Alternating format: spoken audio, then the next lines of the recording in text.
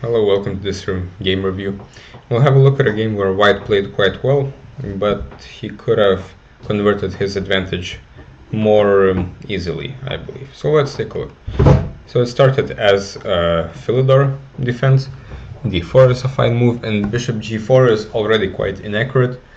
This was quite a famous game by Morphy, where he won from this position in about 15 moves, and since then it's known that this is not a very good move, because after DE now black cannot take back because he will lose the pawn.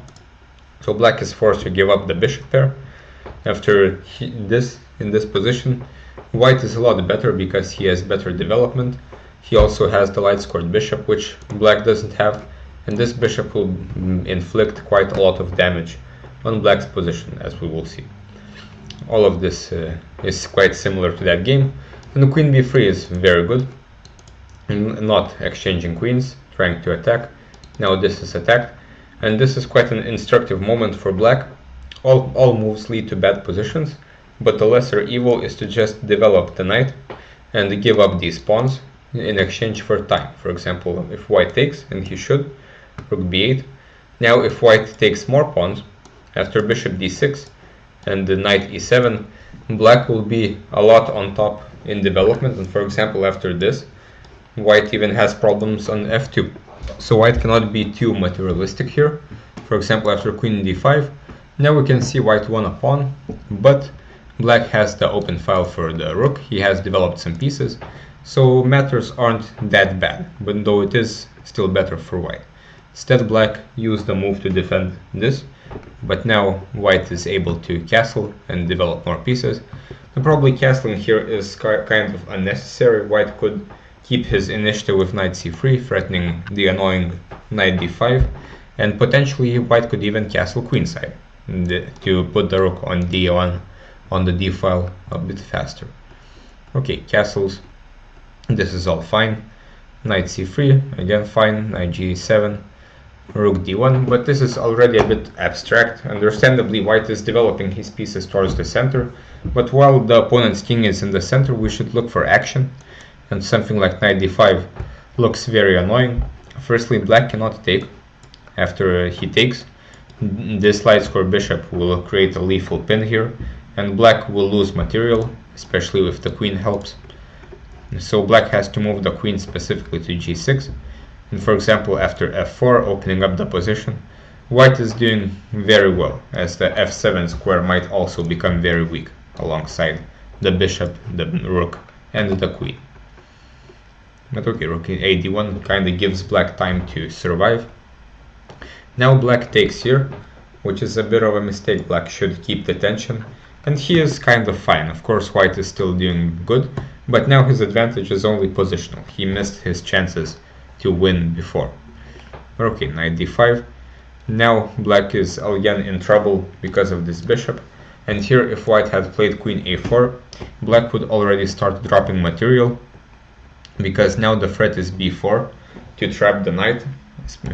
Of course, the immediate threat is this, but whenever the rook moves after b4, the knight will have to go to b7, and now queen a7, and black is in big trouble. He has lost a pawn. This is now a dangerous passed pawn, and the knight is also in big trouble.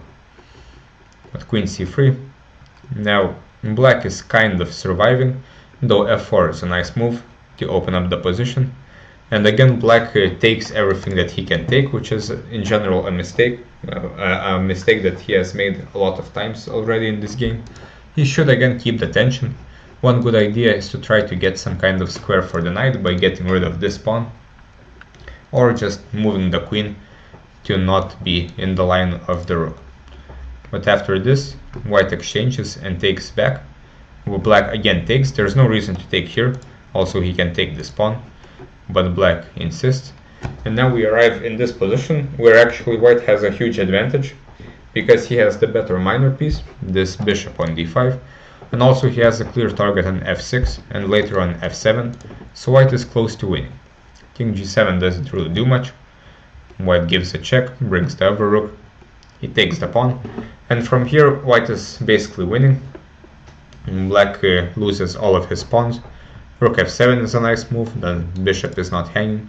At this point rook g8, checkmate is looming, and white is 2 pawns up, and also he has all the activity, so the position is completely winning. Here white moves around e6, rook e4, and then decides to slowly bring the king. g4 is a nice move to restrict the knight. Knight e8, and white sensibly exchanges his bishop for a knight, as usually rook endgames with 2 pawns up should be winning. He takes, and he also has this nice pawn, and probably the easiest way to win this position is just to bring the king somewhere, and it will either help with promoting the pawn or take some other pawns as well. But now white played rook c4. It's unclear why we would give up this pawn. Black doesn't take it, and the king arrives, and at this point white started drifting a little bit. Instead of bringing the king again, he pushes some pawns, and at this point he had a bit of a choice. He has basically 2 moves. It's either b5 or moving the rook to c3, but I think it's clearly obvious that b5 should be the better move, because now again black cannot really take this pawn, as all pawn endgames will be lost. With a pawn down, white will be able to use this g pawn to distract the king, while his king will go take these pawns. For example, the easiest way to illustrate this would be something like this: king d5, king e7, and just g5. Black can go take this pawn, but in the meantime we will take all the other pawns, and this king will be quite far away. So this is standard technique in pawn endgames. After rook c3, black is able to take this pawn, and now he is only 1 pawn down, and he can try to get activity. So he tries to get some activity here, and now white makes a big mistake, rook a3. This is a mistake because white doesn't need any more pawns. To win the game, white already has a passed pawn. He should just push it. The most precise way to do it is to first give this check, to cut off the king on the d file, and then just push.